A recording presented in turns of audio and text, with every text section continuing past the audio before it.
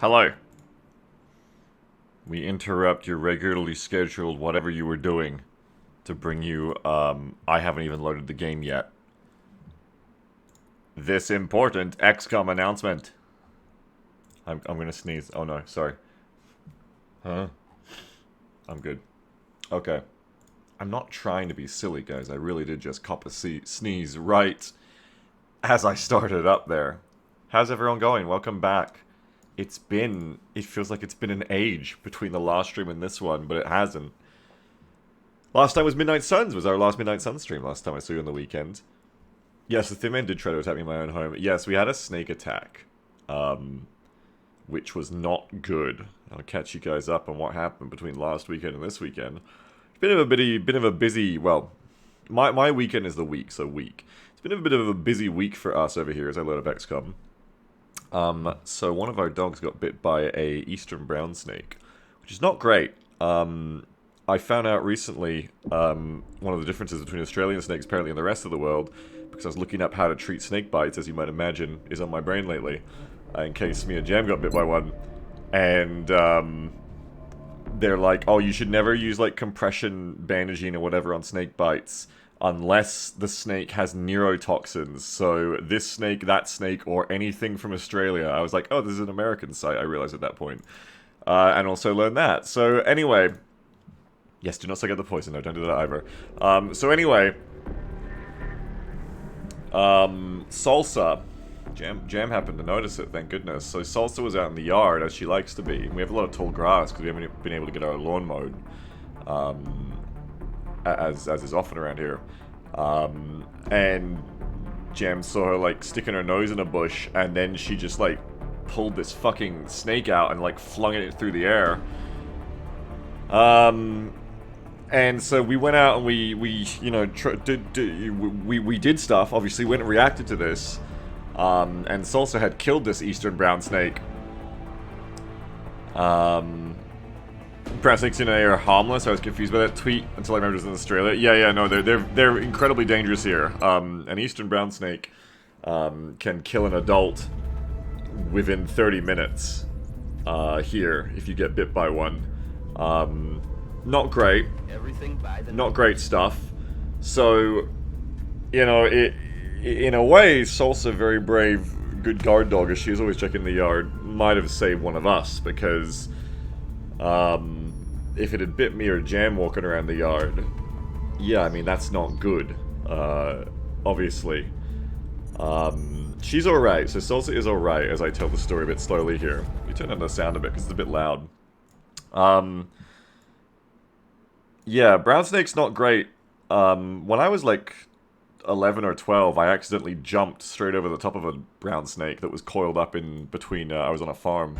And I was just running between the two buildings on the farm and did not realize I was about to step on a brown snake and jumped over it. And it's probably very lucky that I did, because if I had fallen over or done anything that let that snake bite me, well, that farm was an hour plus out of town, so I don't think any of you ever would have met me. So that was one of the most charmed moments of my life, that did not happen to me. But the brown snakes are back, they're trying again. Anyway, long story short, Salsa got bit. We couldn't even tell you live way out of town. This is back when I was 11, I just said. We do still live a bit out of town now, just like 12 minutes. She got bit. We couldn't tell at first because she just wasn't acting like anything was wrong. And, you know, we were even like, oh, did she not get bit? But I was like, no, like, there's no way Salsa is agile enough that she did not get bit by this snake while she was fighting it.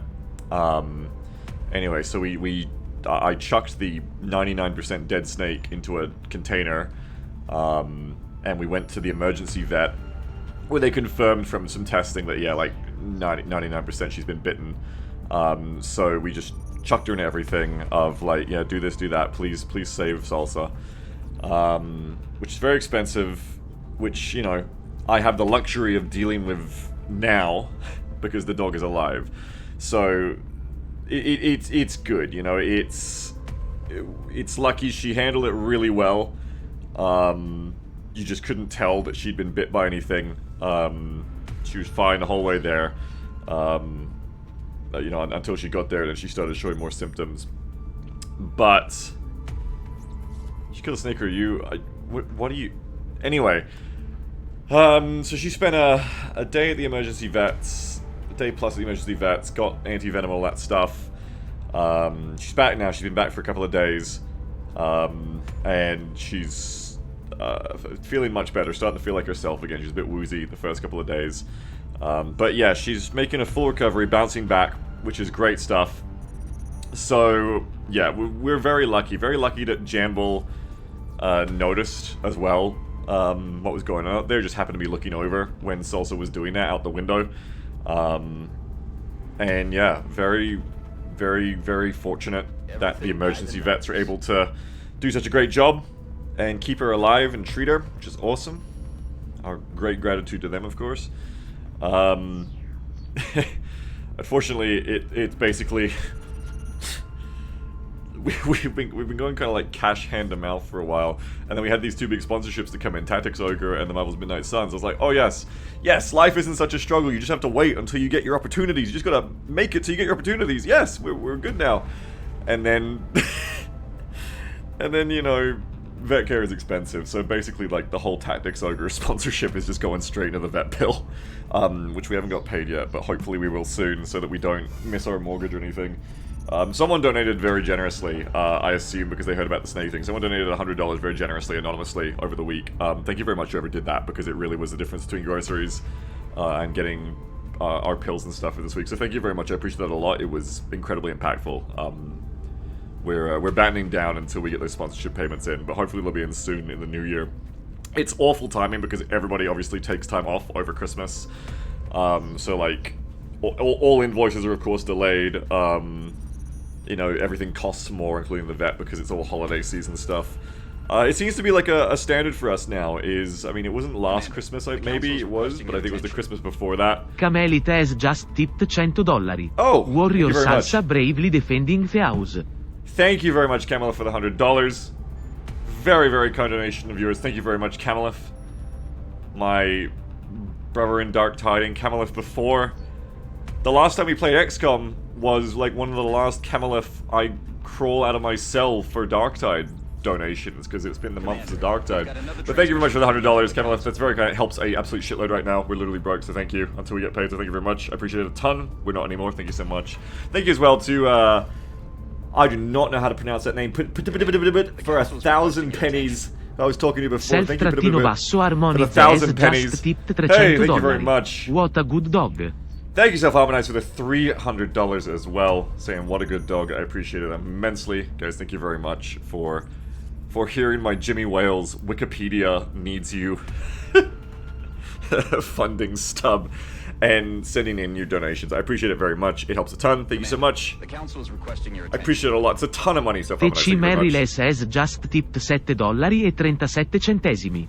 My donation to the Salsa Recovery Fund. Thank you very much. I appreciate it very much. Camilla for the $100. Appreciate it very much. Self-Harmonize for the $300. He said, what a good dog. Thank you very much for the $300 donation, Self-Harmonize. Super kind. Thank you so much. And thank you as well to Thick Marilee for the $7.37 and Sadir for the $5 as well. Thank you all very much. I appreciate it a ton. The council is requesting Thank you, thank you, thank you, thank you, thank you. CDRR has just tipped $5. Glad to hear that Salsa is in recovery. I've really appreciated getting to watch you over the years, Biggs. Thank you very much, Sadir. I appreciate it a ton. Thank you so much. Thank you to everyone. Thank you to Mary Lise for the $7.37 as well, for the Salsa Recovery Fund. Wink asking, is there a GoFundMe so you don't have to wait for Twitch to pay you? Well, we are very lucky, Gem and I are very lucky, as always, to be living the GoFundMe right now, where you guys send in donations on the stream. Thank you very much. I appreciate it a lot. Thank you for helping out with the costs very much. I appreciate it a ton. It really does help. Luckily, you're able to get this thing in Australia called VetPay, where you're able to, like, I was able to sign up for it, like, because when I went in to finish paying the other half of our vet bills, I actually couldn't pay it. We actually didn't have enough money in my bank account. Luckily, we were able to sign up for this thing called VetPay, where you can just sign up within like 20 minutes. They like get back to you and they're like, here's your loan. So, you know, I probably not always the best to just take loans without, you know, just on 20-minute quick loans, but I didn't really have a choice. So it was lucky we were able to do that to pay the other half of it.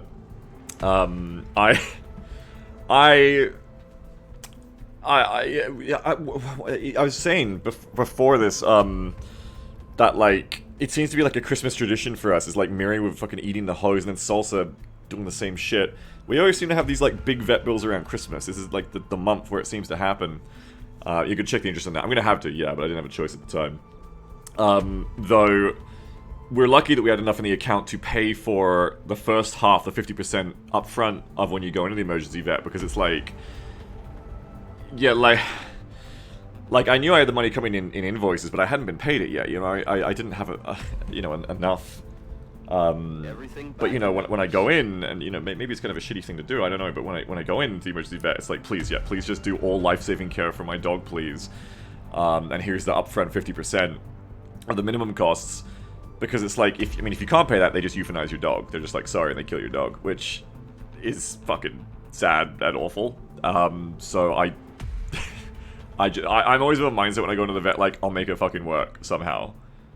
Wait, what? Yeah, for sure, I mean, because there's no, like, socialized pet care. Like, if you take your pet in to, like, this emergency vet, and, like, they're in a life-threatening condition, but you can't afford the treatment, then, like, they go, yeah, sorry, the best we can do is euthanize them. It was really sad, because I went in, and I asked this afterwards, because when I first went in and I couldn't pay the second half, you know, the first vet receptionist was like, would have been nice if you told us that when the vet asked you when you brought her in, and she was a bit pissed off at me. But then the second one was very understanding, was like, it's alright, I'll show you how to do this vet pay thing, you can get your quick loan, as long as they'll probably approve you, blah, blah, blah, blah.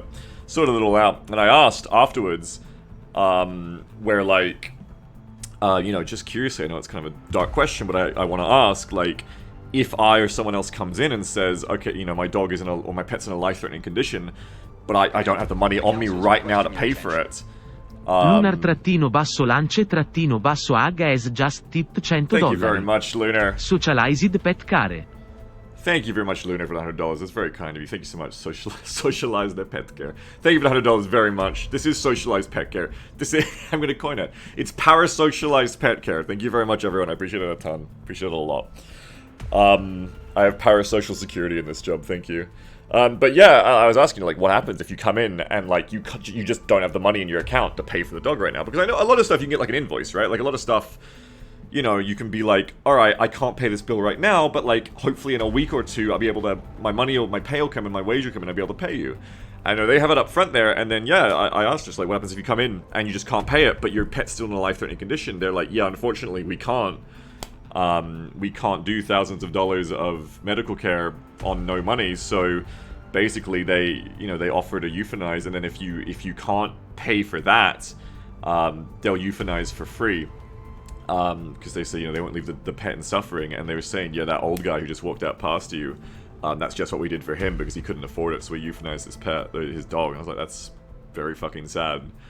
So we're lucky that we had enough in the account when we went in to pay the first 50%, and then lucky that we got approved for this quick loan afterwards to be able to pay off the rest. And yeah, but you know, I knew I had the cash coming in eventually, so we'll be alright. We'll definitely be alright. As long as we don't get bit by another snake. I'm being very careful. I'm gonna have to take, like, a whippersnipper down and just start doing it, like, patch by patch myself. I've, like, sealed off the gates to, like, another part of the yard, and we're just keeping the dogs in, like, one small part right now. We didn't have a lot of money left over, but I did invest in, like, some proper... I haven't bought new shoes for, like, 6 or 7 years, so I invested, like, a new pair of, like, big work boots, and stuff like that, so that if I come across a snake, I'm not gonna get killed, hopefully. Because, you know, stuff like that is expensive, but getting bitten by a snake that venomous is, you know, more expensive because you die, so... That's how it's going at the moment. Anyway, little catch up. Annie says it's unfortunate, but that's just only because pet care is not regulated as necessity like people healthcare in most civilized countries. What did you time out said no one for, Jeff? Yeah, exactly, Bounty. I looked it up, and apparently, like, is there any country in the world that does, like, socialized pet care? There isn't. But I was interested to see that in one of the Australian states, in Victoria, there is, like, a pets party that actually is, like, passing motions for we should have socialized pet care down here. Interesting. I hope it continues. Maybe I'll move to, you know, maybe we'll move to Victoria if that passes. That would be amazing. Anyway, we say big ol' thank you. I will try to be safe. we try to get this fucking yard down because it's, you know, it's life or death shit at this point to keep this damn grass down. I'll also say, after all of this, thank you again, Little Lance, for the $100, by the way. I always say that all of this to everyone, especially if you're young and you're thinking about getting a pet. Maybe your parents had pets growing up and it's sweet and you love pets, you want to get a pet. It is great, and we have so much joy from having, you know, all our pets over the years. But I will say this. It is much more expensive than you think it's going to be. With pets, if you are young and you are not financially, like, capable of bouncing from a lot of unexpected blows, be careful when getting pets, especially more than one, because you would be amazed at all the fun little costs that come with pets, like random medical stuff, they've eaten something they shouldn't, you know, this happens, you know, they're out in your yard and they uncover wildlife that's going to hurt them, pet foods, routine vet care, they're little children. They're very, very expensive, and it's not to me to say to you, don't get a pet, but be very, very mindful when you're young, because I very much think of like pets are lifetime. Once you get a pet, it's like a kid, like you're not going to get rid of the pet. Be very, very mindful that they will definitely be more taxing on your budget than you might expect. Keep that in mind when you're deciding whether or not to get a pet. Would be my legitimate warning. I don't do this a lot, but my legitimate warning for any, especially young viewers, who are getting to that point, they're moving out, they're their own people. Think carefully if you've got the money and you're not going to go broke before you get pets, especially big like cat and dog pets. It's a lot.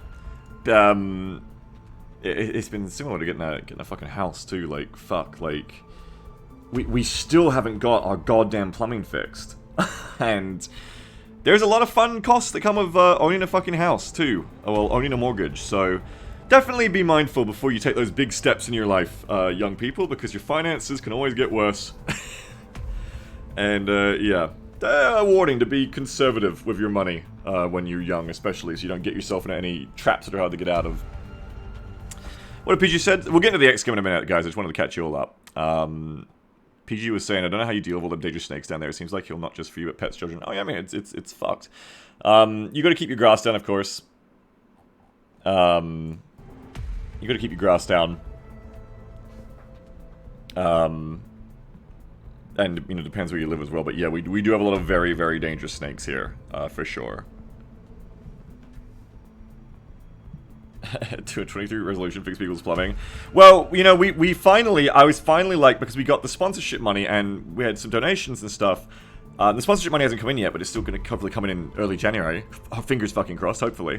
And so I was like, okay, finally we can afford to get the guys out for like the fucking $800 worth of plumbing minimum that it's going to cost to fix this fucking plumbing system that the people we bought the house off of installed on this house when they built it, right? This like special plumbing system that no one wants to touch.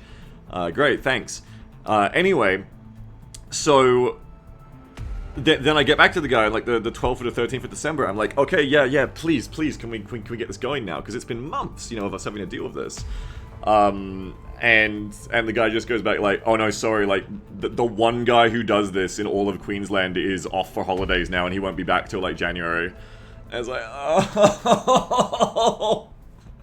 oh. But, you know, I guess in the fucked up way of the world, it's probably good, because if we'd paid that guy who'd come out to fix our plumbing, we wouldn't have had the money in the bank account then to save Solstice, so I guess it works out, but yeah. Kowalski says, to be honest, no offense, but you should euthanize poison be a problem for years. What do you mean?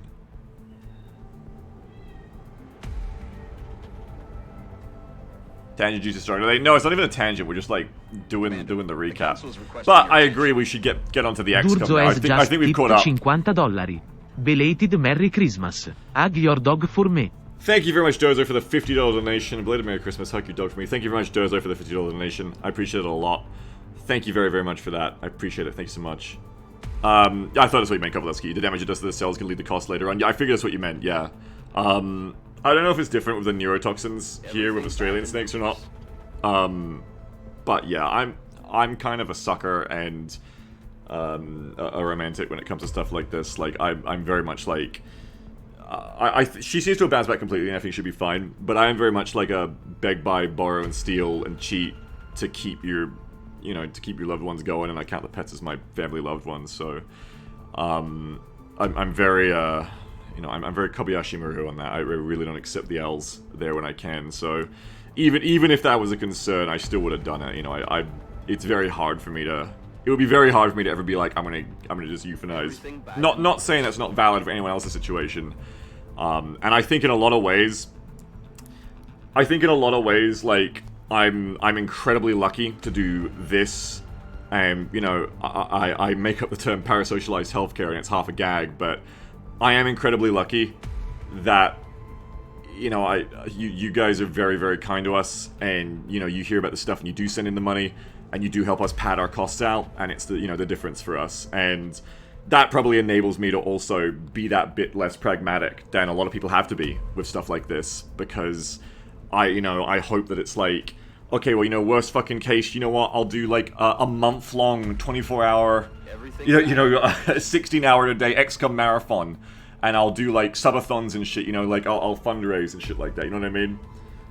So I'm very lucky that, like, I'm my own boss of a job like this, where you can kind of like, you can do your own overtime, if that makes sense. You can be like, alright guys, I'm losing my house, it's the XCOM month-long subathon fundraiser, you know what I mean? It's the XCOM 2 pay $50 and spawn a Sectopod fundraiser. I can run my own carnival here. Yeah, buy a soldier, save a dog marathon, that's right. But thank you very much anyway. Anyway, speaking of which, let's get into it, because I know I started a little bit late as well. And we're already, like, you know, half an hour into just chatting. Let's get into the actual XCOM, because I know it's been fucking ages. So, a little recap for everyone as we get into the actual XCOM here. VOD viewers, welcome. We're going to switch into the actual gaming here, now that we've had our little wrap-up for the week. Now, this was so long ago that it was Gangplank. So, soon done fun today. Hopefully not yet. If I don't get paid those invoices, maybe next week. So, this is day 17. Gangplank was day 15 of the campaign streaming. It's been like 2 months. Darktide came out in November, like, 17th. And it's just been like the month plus of Darktide. And then Midnight Suns. It's been the month of Midnight Suns. So, it was day 15 was Gangplank. We beat Gangplank. Nobody died? I want to say nobody died. No. Yagov died in the fucked up door spot, and we discovered what happens with that door spot with grenades. That's right. Yeah, we had one death. Yagov went down. Tech Sergeant Gunner. RIP. We did have a death. But we did complete the mission. Then we had another day of streaming after that, where we had... I'm just gonna play it real quick for you guys, because this always helps me to catch up, and visually this should help you guys, like, catch up with, you know, where we were last, basically, with the campaign. So if we just go through here, this was the day after Gangplank. After, my accent is fucked up. And we had this covert extraction where I was, like, kvetching endlessly about, you know, how to do this covert extraction, where the exalt pod, like, wouldn't go away. And then we had... What was next? This is always the easiest way for me to remember what the hell was going on. We had the terror mission, where we were all hiding on the cashiers, and we were... cashier's clerk check. We blew the wall open. I'm pretty sure, like, some weird shit was said about India. And we fought, like, a cyber disc back here with like, Lost Cheese, and I was like, I'm the best. Then it was the fountain map, where we were talking about, like, stealing children, I think. I think it was the kidnapping sectoids, fountain mission. This is the one where we were trying, like, endlessly to get that sectoid cap, which we did eventually get, I believe, and a floater cap as well, if I remember correctly. So this went on for ages. And then we finally had... this UFO mission, which was the one where we kind of, like, sat here and fought mutons for ages, right? We were playing, like, cat and mouse with mutons in the UFO, I believe. I'll skip ahead a bit. And we were talking about Gears Tactics and, like... Oh, this is the one where we were talking about that game, which I've forgotten the name of again. And I think it was like a proto-MOBA. I think it was, like... I've forgotten it. Of, like, MMO and MOBA, maybe? We remembered it, and then I've forgotten it. Yeah, you can tell how well the missions go by how insane the convo was. The banter was strong this day, and I think all the missions went pretty decently. Even though, geez, what happened there? That didn't look safe at all. Good lord. That cover was 2 months ago. Yeah, that's why I'm catching you guys up on what happened.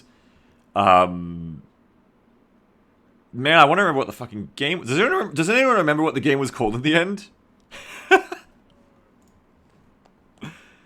I probably looked at it in display capture at the end, right? No, I didn't even. I can't... Fury. Wasn't it called Fury? Anyway, who cares? Let's not get stuck back into that again. So then we did this one.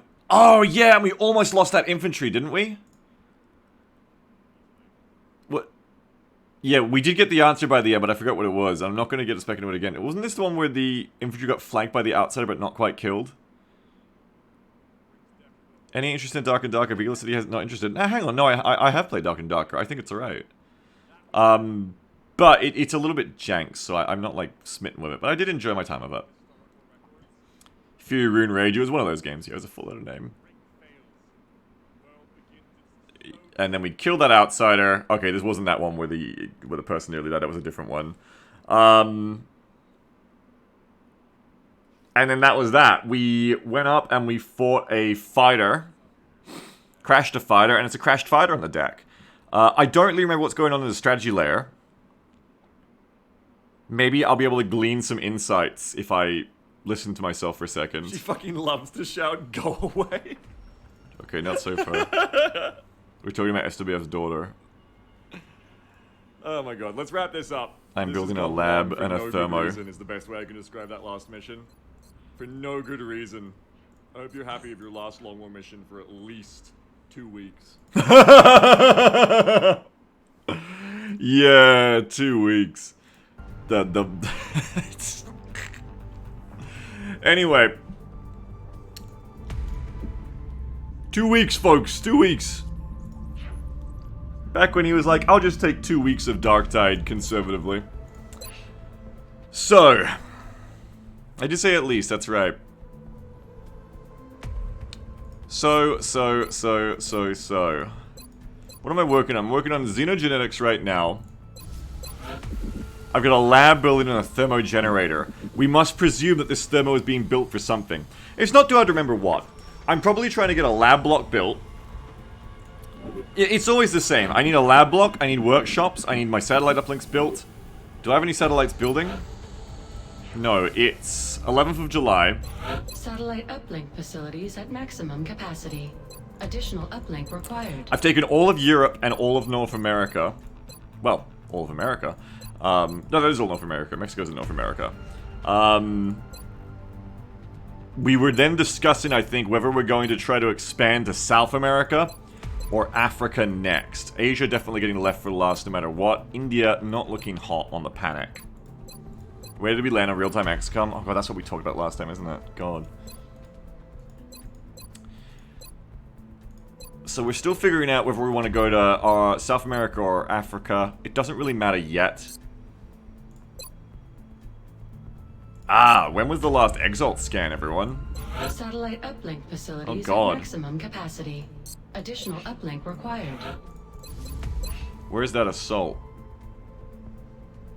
Where are my assaults? Are there any assaults fatigued? It's probably time for another scan by the look of it. Does anyone remember? Maybe I've done one recently. Probably we'll wait until the 13th of July and then do another scan. Just give it a couple of days and that should be fine. Dr. Ryu says, saw some poor fucker on Reddit who didn't know about Exalt scanning and was just letting Exalt steal. Real-time XCOM already happened, so also fought off a base defense. She's such a brave girl. Such a good girl.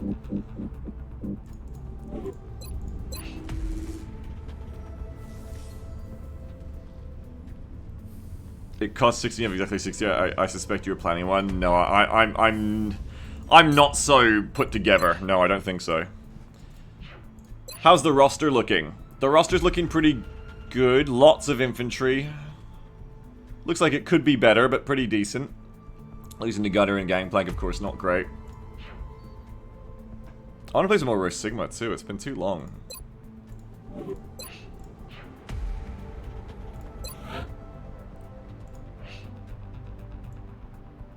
Yeah, I'm not very put together. I just go to the black market when I need stuff, the grey market. Can we just say it's so great that Jake called it the Grey Market? Because they're little greys. Sectoids are little greys. Isn't that clever? That's so clever. Alright, we don't need to figure out what buildings we're building until the thermogenerator finishes. We don't need to figure out what continents we're going to until ages, so we'll have time to get back into the swing of things. I think it's just time to go on a mission. The biggest decision we need to figure out what we were doing, remember what we were doing, is go into, after this research is done, we'll have to figure out what to go into next. Yeah, thank you, Nieman. Other than that, I think we're just going to get into a mission, and we're just going to try to feel ourselves back in here. So it's time for a UFO crash site. Pretty sure it was called that in OG XCOM, so that's Julian, not Jake. Oh. A Julian Gollop dub, then. I don't remember. Riparian. Light or moderate. Vegetation. These are like the easiest missions possible. Fighter crashes have like the least enemies on them possible. Hey. What captives do I have right now? I have a floater captive. Schneich. I have a sectoid captive, and I think I must have... Ah, yes, I've already done the sectoid interrogation, right? Because that was pre-xenogenetics. Nice, nice. Okay.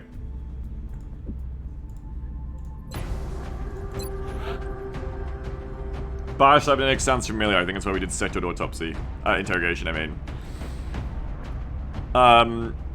Remember we've got the VR training on as well. Probably send out Anima Adversa to do some leveling up here. I don't know. How many Tech Sergeant scouts do I have? Not many. If any. With the VR training mod, it's not so necessary to level up the lower ranked soldiers personally. But this is an easier mission, so we can get away with, like, keeping the sergeant for if our worst one shows up. I think we'll send Anima Adversa indeed.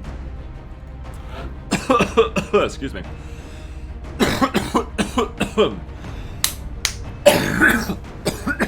Excuse me so much.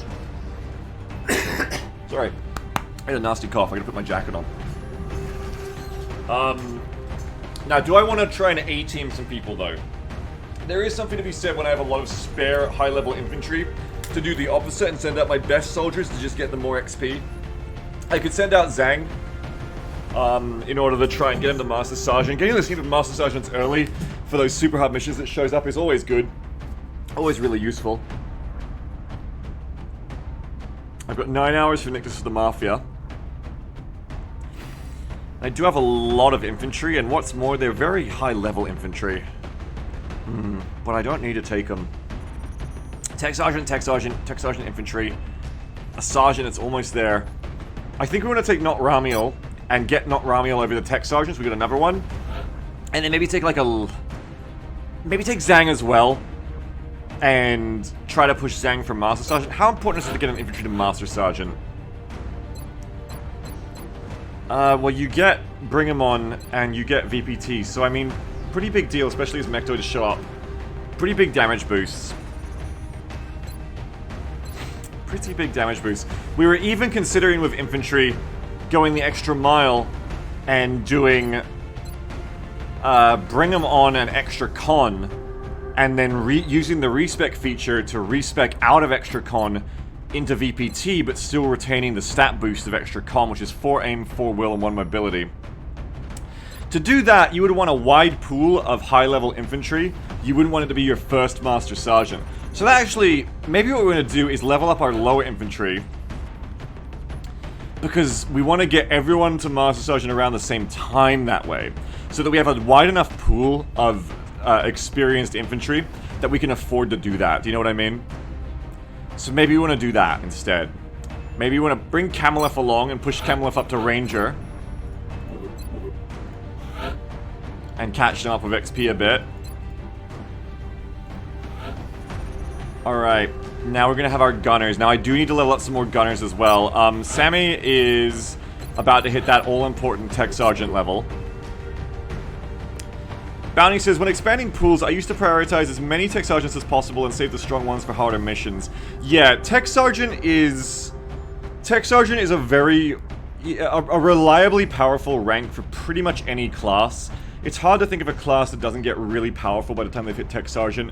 Except maybe snipers who really want their Master Sergeant perk to pop off.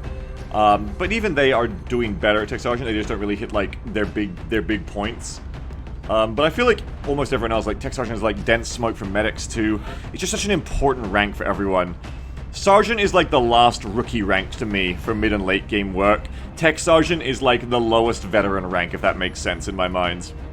It's like where work begins for mid to end game soldiery.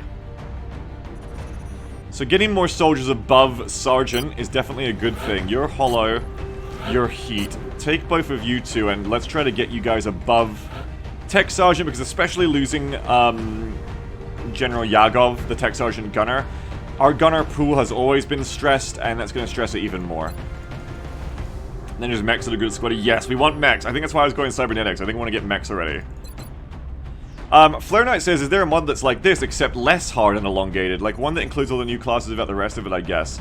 I don't really know about that. I think I would recommend to you, check out the mini-mods collection on the Nexus, and a lot of those can help things be easier and more fun. Also check out, just install Long War and go into the second wave.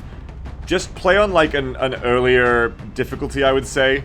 Like Commander or Veteran or whatever the ones in the middle are. And then there are second waves that will really help, like turn off Exalt or, you know, easier air game, less enemies, dynamic war is much shorter, stuff like that. You can definitely configure Long War to be much easier and shorter. So definitely check that out and try it out. Thanks, no worries. If you're interested in all that stuff, if you ask on the Discord in the XCOM channel, people will love to help you out, I'm sure, and tell you what I just said in better detail. Okay, snipers. We've only got 5 snipers. Only 4 that are actually... Only 3 that are of like a high rank. However, snipers are something we want to get the Master Sergeant already, right? We want to get an in-the-zone sniper already. So let's push speed bump for that. And then that just leaves us for a medic and an engineer. Now, medics we are also struggling with here. Had to exhaust some for some missions lately, I think. I've got a captain, a lieutenant. I need to level my medics more, for sure. So we'll bring Kaforzu. And then an engineer. Probably Junkyard by the look of it. MJP, who is a Spark in Operators vs. Aliens. Been even longer since we played that campaign. Where'd you go, MJP? There you are. We need more repair engineers. So pushing up a high-level engineer to be a sergeant, well, the highest level engineer to be a sergeant would be really good. How have I been building these frackers? I've got a Ranger, Smoke and Mirrors, and Heat. I haven't been building them for Smoke. I'm pretty sure I've been building them with Ranger.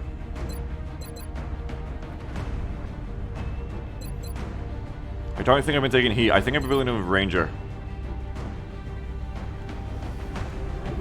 I want to check an engineer just to be sure, but I'm fairly certain that's what I've been choosing. Oops, that's wrong. Sorry, Scrooge. You have Ranger, don't you? Yes, you do. We'll do that again.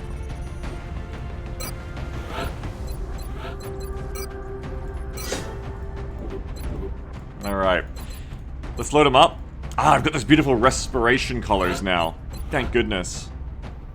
That's a recent development, if I remember correctly. 2 Gatling laser, carapace, respirator, implant, and reinforced armors. You know what? I've spent like a month plus doing my dark side loadouts that I just got like the same kind of feeling getting back into doing XCOM loadouts. It's like, okay, yeah, carapace armor, Gatling laser, respirator, implant, reinforced armor feels very similar to going like, okay, got my K-12 lasgun, got my, yep, orange power sword, feet's in place, curios. It's a similar feeling. I like it. Where Bolter? Yeah. Where's the Bolter? That's Gauss. Gauss is like the Bolter, as close as we're gonna get, I guess. That's why we play Rose Sigma again. I'm really jonesing for some Rose Sigma. I've been trying to wait until that better AI mod comes out. I'll have to ask the Flare how it's going. I definitely want to play some more Rose Sigma. Laser rifle, laser pistol, scope, and respirator. on both the infantry. Looking good. Anima Adversa the Scout. Let's get your holo targeting. Camper Scout, Motion Tracker and Respirator Implants. You mean this one? Yeah, but is it done for Rho Sigma yet, Jeff? Because I haven't seen LaFleur say it's like it's in yet. I keep saying LaFleur say like it's coming. It's coming, it's coming. I think the mod is out for normal Open XCOM. I just don't think it's been like done for Rho Sigma yet. We'll probably bring a Arc Thrower for more cap. Even if it's only the one cap. Did I build 2 Arc Throwers? I can't remember. No. My good personal friend, Chinatown Speed Bump.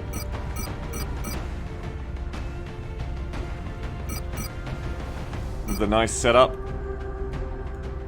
Another respirator here to go around. Must be for the covert operative. You can play Brutal AI over Sigma now. Brutal AI is interesting. Oh, yeah? I assume that, like, it would have to be tailored in for Rho Sigma a bit. For, like, compatibility. But is that not true? You think the current Rho Sigma AI is charming? I think it's good enough, but apart from that, you know, Slaaneshi base assault aside, where we just got chrysalidated to death, I think that I was finding Rho Sigma was feeling a bit predictable and easy. If that makes sense, like, it was just a bit too predictable to always be, like, line of sight, long range, camp, cheesing the AI out. And one of the big things that the Brutal AI for Rho Sigma, well, Brutal AI will do for Rho Sigma, the Brutal AI mod will do, is it does really smart stuff, is the idea, like, they'll send up a spotter and work together. Like, they'll send up a spotter, and then they'll line up all of their other units just near where the player is meant to be on their information they know. And then they'll, like, send the spotter up like a human would do, and then have all their other guys shoot you from out of your loss. Which is good, because that's what I've been doing to the AI, and it makes the game really predictable and formulaic. As Game Guru asks, Beagle, do you enjoy being able to figure the AI decision tree, or do you enjoy more of a black box? I enjoy a black box, but there's a difference. I want to learn what the AI is like in a game like this, and I want to be able to learn it in an intuitive way, but I want to be able to learn it in the way of, like, I'm mind reading and mind gaming like an opponent. I don't want to read it like a robot. This is the problem that XCOM 2 has. Let me just get into the mission before I talk too much more, because we're already running behind schedule. Medkits, smoke grenades. Consider going back to Total Warhammer, the game isn't for you. I consider going back to Total Warhammer for sure, I love them. There's just so many games to play right now. And I've kind of been waiting until Sammy, like, gets enthusiastic again and is like, look, I got a bunch of new mods for you to try. I enjoyed the versus people, versus player-like AI Total Warhammer campaign a bit, but then we ran into those problems where, like, it kind of got too... Yeah, waiting for SFO. Maybe waiting for SFO a bit, yeah. Is it out yet? I think it might be out yet. I don't know. SFO would be a good time to get back into it. Alright, I think we're good. No rush on Warhammer since development has stopped until halfway through next year. Wait, why? What are they working on instead? Everything by the numbers. Yeah, so to answer the question, I don't like it when you can read in a game like this the AI to a point of robotic script nature. That was the problem with XCOM 2. With XCOM 2... Ready to deploy. Our AO is within the continental United States. Our target went down in a remote area, but we have to secure the site before the aliens recover any survivors. With XCOM 2, they made everything more predictable and less fuzzy, like semi-random. And I believe they did this as an intended improvement, because many people complained of XCOM 1 that, like, the aliens did weird stuff that surprised them and they died. I've talked about this a lot in the past, in like the 6 or 7 years prior. But when you dig into, like, the INIs and shit behind XCOM 2, it's very easy to see, if you compare that with then a lot of the Steam complaints when XCOM 1 came out, XCOM 2012 came out, of players going like, oh, they just randomly do this and that, oh, they just show up here, this patrol just bumbled into me and fucked me up, da da da. That for XCOM 2, they very much made the game much more predictable, so that people would be happier. So that players would feel... XCOM 2 is, in so many ways, an expansion of that school of design thought where it's like, we'll give the player hidden bonuses, but we won't tell them so that they feel like they're good at the game. XCOM 2 has so much of that. That's why Line of Play exists. To make it so that the people who complained that patrols would randomly bumble into them in XCOM 1 and fuck them up because they weren't ready for them doesn't happen in XCOM 2, because now it's all scripted. And the reason they did that, my guess, seems very obvious to me, is that they went, okay, we're going to design what turn it'll be fun for the players to make contact on, and then we're going to make it happen again and again and again and again and again. They put in these systems into XCOM 2 so that they could control what's happening in the game much more, but still make it feel and look like it's random to the player. And that is written all throughout XCOM 2's DNA, and it's, you know, through the modding of XCOM 2, it's through a lot of things I've had to try and remove from, like, being like, oh, this modder made this great mod that gets rid of line of play. Thank God, you know. That's always the mods I've valued. XCOM 1 is very different. So, the biggest difference to talk about there, where they were asking what kind of AI do I like, is, with XCOM 2, the AI is literally just on a decision tree. With XCOM 2, it's like, if this is the case, and that is, if A and B is true, then C will always happen of XCOM 2 units. Like, an Advent Trooper will always do this. Until you patch it with mods, it's like Advent Troopers will always move before they attack. Why do they do this? Even when they're suppressed, even when they're Overwatched? Because it's to make your Overwatch and suppression feel good. It's so that the player can go, oh yay, my Overwatch, got him! Got him! Yay, my suppression, got him! It's just, if you imagine, like, the average player of the XCOM games, not like us. Anyone who knows what Long War is not like the average XCOM player. The average XCOM player, and I'm not trying to be mean when I say this, but it is cold fact. The average XCOM player, by numbers, is someone who buys the game, maybe doesn't even finish a campaign, plays it for, you know, a week or two on and off, goes, that was fun, and then, you know, buys Elden Ring, buys the next big game that comes out. A consumer. That's standard. Not the kind of people who, like, play hundreds and hundreds and hundreds and hundreds of hours of this game. Okay? Like, that's... It's much more normal. The, you know, 90% of the player base of XCOM is people who are going to play it once or twice as a game, and then move on to the next game. And XCOM 2, you can very much tell, was made for that kind of player predominantly. That's why all the systems are made so that it all feels and looks random still, but you will notice after you play more than 1 or 2 campaigns of XCOM 2 that everything feels exactly the same, including when certain mission shows up, you'll always get a supply UFO mission around this time, you'll always get this or that. Everything is the same. It's always the same, it's just pretending to be random and procedural. It's not. Now compare XCOM 2's AI, which is always if A and B is true, then C always happens. XCOM 1 AI is similar, but XCOM 1 AI has this thing called fuzzy logic in it, and that is the great difference of XCOM 1's AI.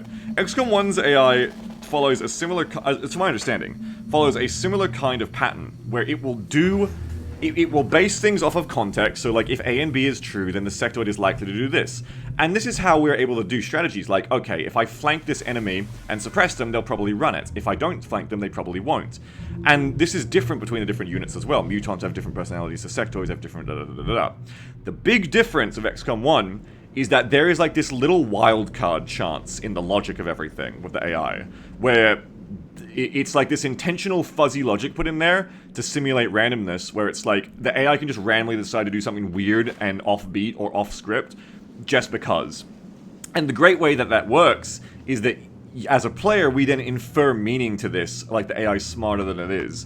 So you might see a sectoid and predict, I'm going to overwatch this sectoid, they should be scared of the overwatch, they probably won't run it, right? And if it was XCOM 2, you'd know for sure, okay, yeah, that trooper, you know, will or won't do this thing. I know it for sure, 100% of the time, it will never deviate from its pattern. But in XCOM 1, suddenly the sector just decides, I'm gonna run out into the fucking open and shoot you. And that's how you get shit like where the sector will just run out into the open at you 1 time out of 10 and just fucking shoot at you. And you're like, what is going on?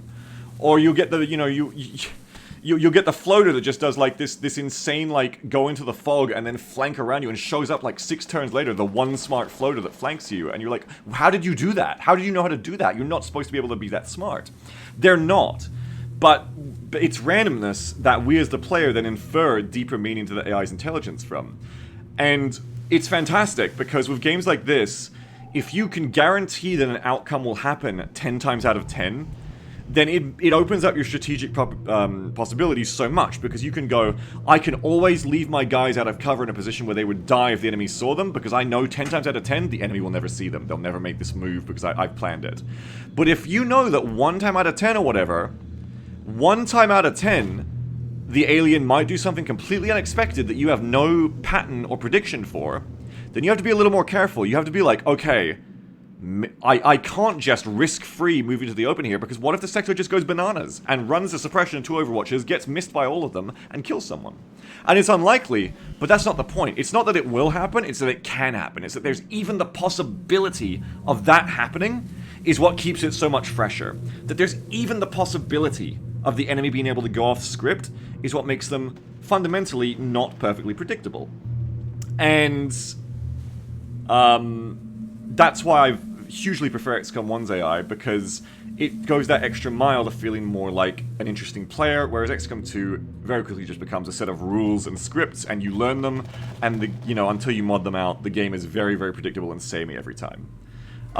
Sydney says, honest criticism, not the valid... something... What? Hang on. Honest criticism, not being mean. Long War 2 did fix that to a certain extent. You had valid issues. Long War 2, I'd have to say Long War 2 fixed a lot of what you're stating. I mean, I don't know how much of that they fixed. Like, they fixed... I'm sure they had something for line of play, right? Probably. But, like, how much of that did Long War 2 actually fix? Like, I'm not aware of, like, Long War 2 AI mods coming out and being a thing standalone.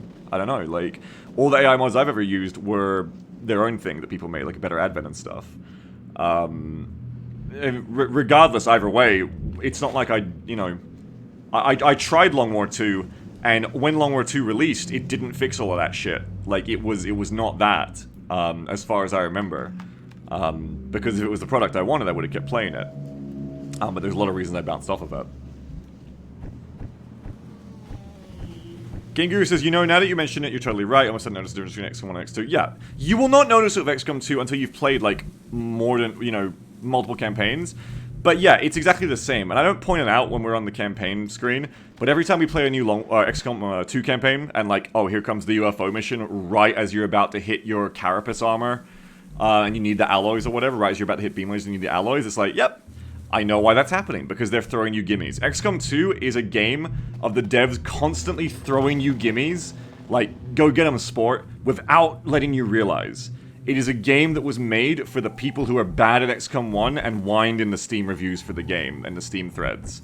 That is who XCOM 2 was designed with in mind. They wanted to make a game that was more fun for those people. And I'm not even necessarily trying to say that, like, try and be mean and be like, oh, those casuals. Games are for fun. But I think it's true, and I think it's valuable to recognize that that's who XCOM 2 was designed to be improved on a port. It's designed to be improved for the people who kind of complain about XCOM 1. It's designed to be improvements there. Musperexley says, I mean, XCOM 2 on release, I remember people whining about missing so much and having time limits on missions. Yeah, but why were timers made? Tell me this. Why were timers made for XCOM 2? I've said this before, why I think they were. Tell me why they put timers in for XCOM 2 after XCOM 1. And I'll give you a hint on what my answer is. It's the same kind of shit I'm talking about here. Got it. Why did they put in timers for XCOM 2? Think about it. Jeff Rock says prevent Overwatch camping. Right. Why did they want to prevent Overwatch camping? Think about it.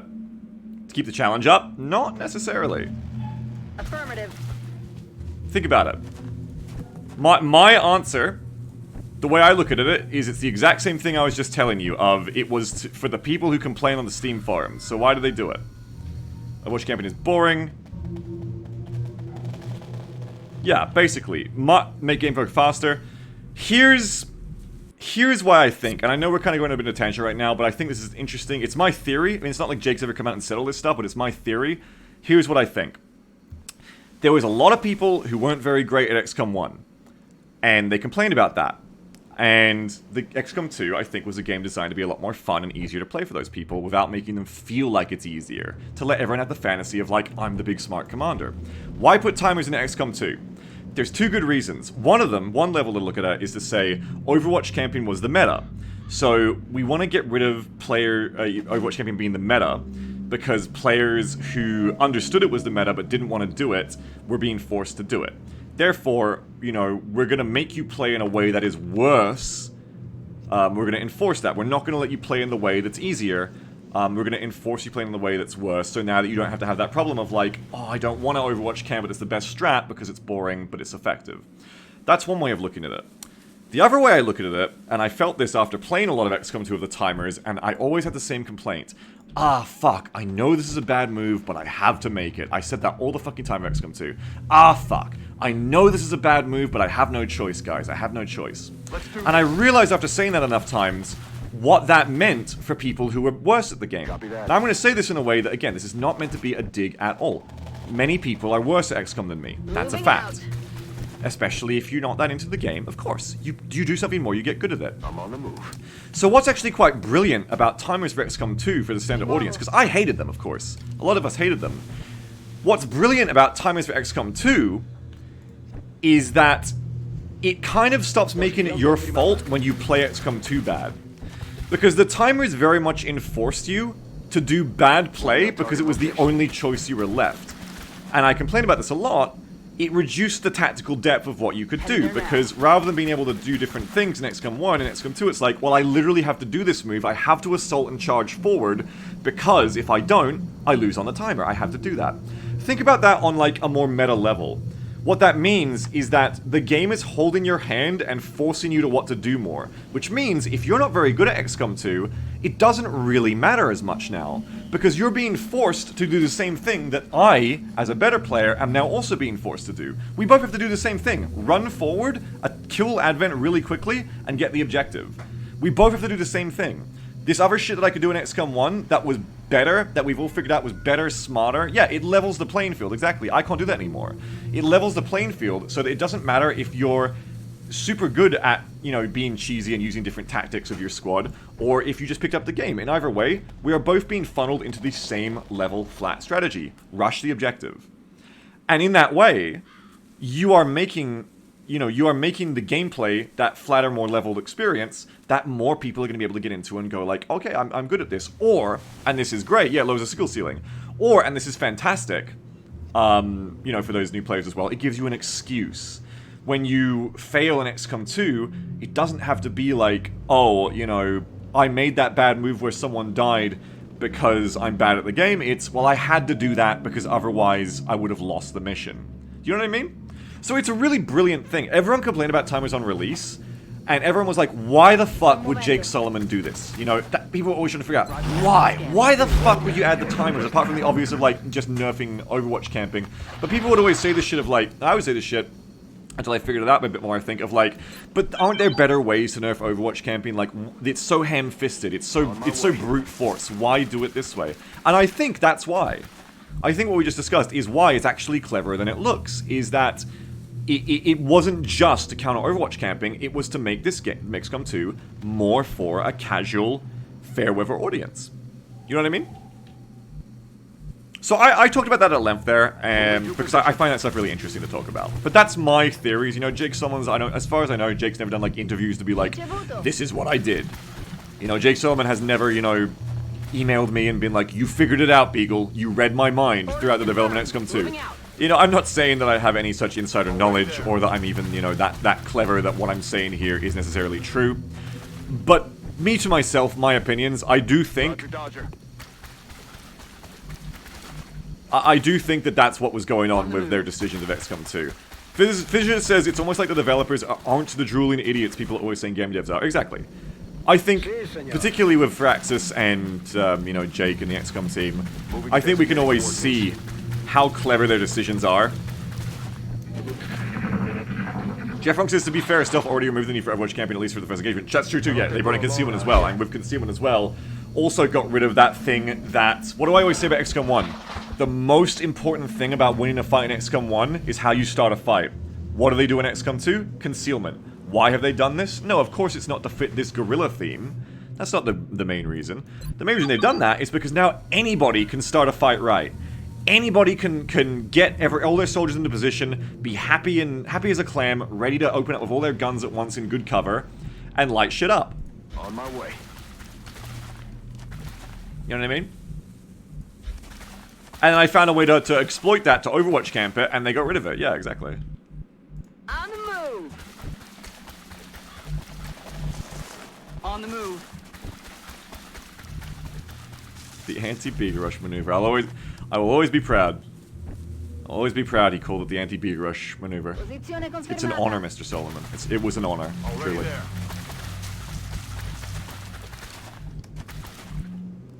Time is also fitting well with the game's asymmetric warfare theme. Yeah, but you know what didn't? Was the way mission objectives worked. How you still had to kill all the enemies. I liked it much more once mods came out, like what we've got on for XCOM 2 currently with Pyrrhic Victory, where it's like you can just do the objective and leave.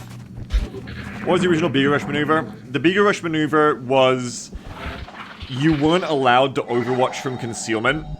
You were encouraged instead to use grenades and shoot to start the fights. We're out of motion trackers now, by the way. We're moving towards Meld. Did I see a Meld canister on the radar? I think I did.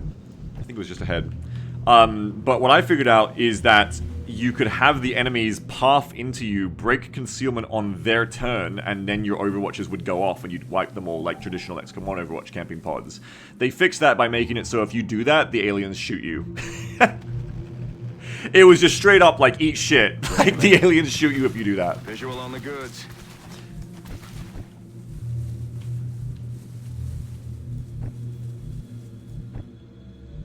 Aye, aye, Commander. Yeah, they itchy trigger you if you do that. Andando. I think Jake's really clever. Stepping off. I think he makes really great games. I think he's really clever. Affirmative, moving out. And I always try not to fall into like the complete trap of like talking about the mythic godlike deity force of the lead dev. Like, game devs are always a team effort. And from visiting them and talking to them, I know that the whole team of Firaxis is fucking really clever and cool and awesome. I really like them. Let's do this. You know, gorsh. But I do think Jake is very clever, and I think as the lead developer and lead designer, I think he's very clever with how he abstracts mechanics to keep their spirit while making them really flow well and feel good in the game. I think he's like a Titanic. Like, I think he is, for me, that mythical godlike, you know, Hercules figure in game development, because I think he's got just an incredibly good mind for it. And I think also with decisions like what we're talking about XCOM 2, if I'm right there, and in other stuff that is more obvious, like with XCOM 1 over the years, I think he does a really good job of knowing who he's making a game for as well. Like, he doesn't get lost down those roads of, like, turning vanilla XCOM 1 into, you know, this more, you know, he was a fan of the original XCOM, but he didn't turn it into, like, this simulationist, really hard to get into, like, Jagged Alliance type thing. He made a game that was... It revolutionized the tactics genre, and I think in part because it was incredibly easy to play. Anyone can play XCOM 2012, this game, without Long War. You know, and anyone can jump in and do it. You don't have to be good at games to enjoy XCOM. You can play it on console, you know, you can... And everything just makes sense and works. Yeah, he tried to. He tried to do just like a simulationist OG XCOM but 3D, and he said it sucked, and he went back to the drawing board. It took him like 10 years to make XCOM 2012. Coming from a place of being a fan of the originals. And, you know, it shows. You know, it's a testament to Firaxis that they let him keep trying for that long to get the game out. Because if they hadn't, if it was any other place, like if it was like EA or anywhere else, Activision, you know, any of these AAA, money-hungry, greedy bitch companies where it's like, no, you're shit can, get out of here. You know, this does not please the shareholders, get out of here. You would never have this game. Never ever. You know, after his first, like, few prototypes, it would have just been like, you're not bringing results, you're out. Would you want to try that 3D OG Alpha? I mean, sure, but I also believe him when he says that it didn't feel good. I believe him. I think you can do that kind of game and it'd be fun, probably for people like us especially, but I believe him when he said he couldn't get it to feel good.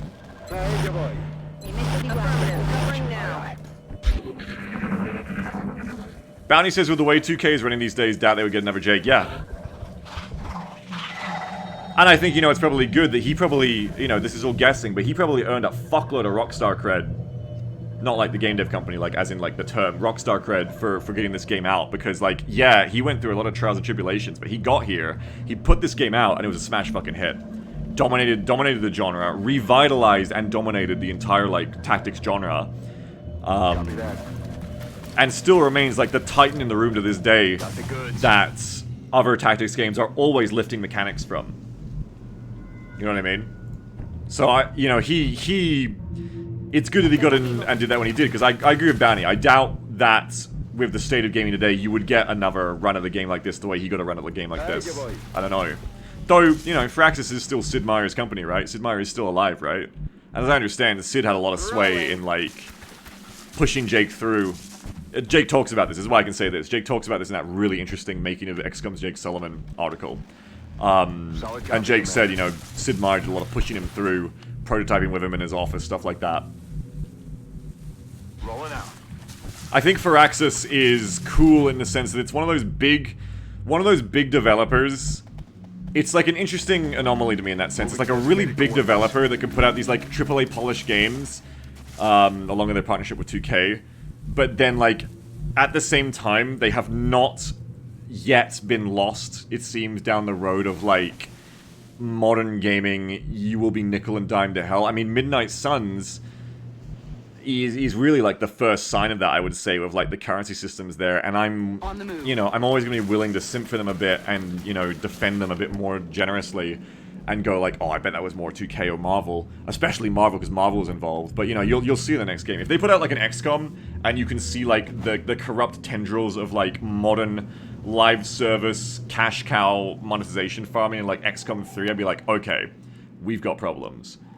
In a Marvel game, and literally, capital M Marvel, I'm more willing to, like, simp for them and be like, okay, these troubling and kind of gross corporation signs here. Hopefully this is a one-off because it's a Marvel product. You hear anything?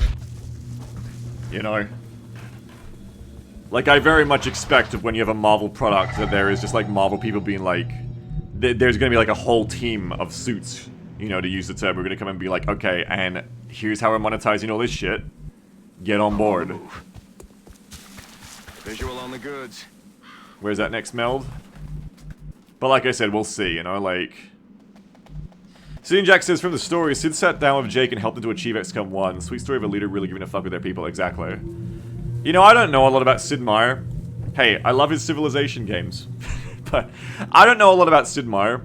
But from that article alone, it did seem like he was really good with Jake. Yeah, he seemed like he was a good leader of the company. It seemed like from what Jake said about him in that article, you could, it seemed like he has, you know, he maintains an earning to the right to put his damn name on all the Civ games. Seems like he's alright. But, I mean, you know, never meet your heroes. You know, like, don't like, deify anyone. Ever. Not even me, especially not me. As I tell you this. But, without going to, like, God Emperor Sid Meier levels, it did sound like, you know, pretty nice account. Seemed like a good leader. Visible says, 2K isn't really that great a distro either. I tend to blame everything I disagree with Firaxis to them. I almost think that it's like... I almost think that, like, 2K serves an important role in that. I think 2K being, like, the publisher is, like, great cover for Firaxis. If ever a Firaxis product has anything you don't like in it, just blame 2K. They're the suits, they're the publisher, right? I mean, 2K, you know, has been really nice to me specifically over the years. I can say that much. They've been very fucking nice to me, and have sponsored the shit out of me for a lot of stuff, and yeah.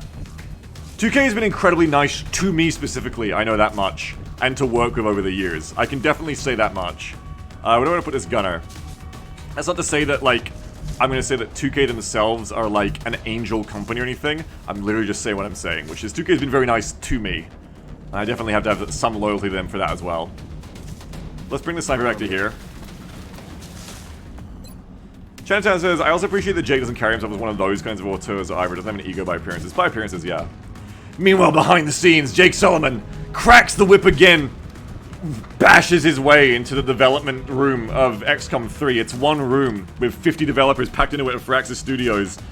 Jake Sullivan grabs Mark Norder by the throat, throws him up against the wall and squeezes and says, Why? Why haven't you created XCOM 3 yet? I give you my baby and this is how you repay me? Please, Lord Solomon. Please. I'm doing my best. I have to feed my children. You'll feed my aspirations, knave! Calf D'Angelis following Jake around with a leather collar on with like a rope a rope leash on hands and knees. Please, Mr. Solomon, please! You've grown too powerful! Yeah, strong crash cannon sure happening already. Guys, it's our return to XCOM. Can we focus on the tactics? Heading out. Make it horny or goth. I do think, no, not shitposting, I do think Jake Solomon is responsible for, like, all the horny elements of every game. I think he's a really horny dude. Like, professionally horny, sure, like, not to my standards, not to my level, obviously. But I do legitimately think he's a horny dude. Heading to that location. I think he's the one responsible. XCOM ideally should be horny the same way Star Trek is. That's what I'm saying, yeah. I think so. Same way Star Trek is. I think so, yeah. It says I remember his Twitter post about being surprised about how into the Vipers people were.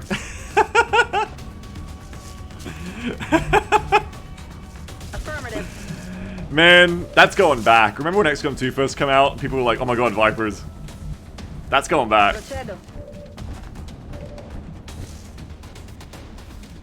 PG Chip says, I sometimes wonder how you get high-end sponsors. Do you want to know the secret?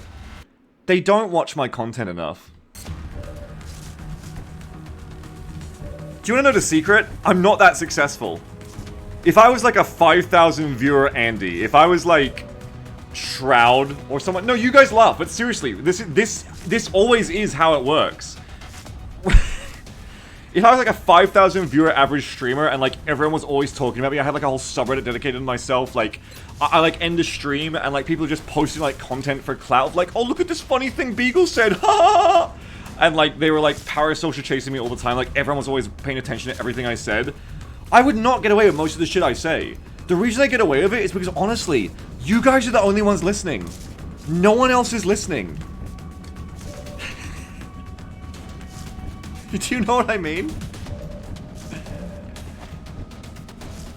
However though, remember that time that Jake Solomon started doing like Trump impressions and making fun of Trump on the XCOM 2 pre-release streams, and then like the lawyers got him and he had to stop doing that very overtly in his next ones?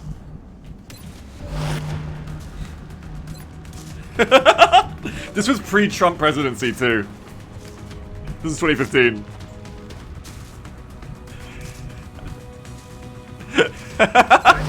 Shackled Jake. They got him!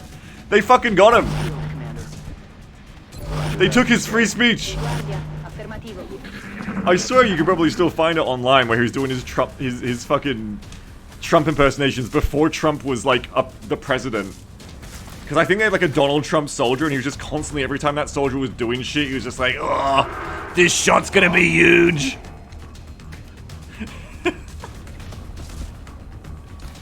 I make the best shots. Yeah, simpler times.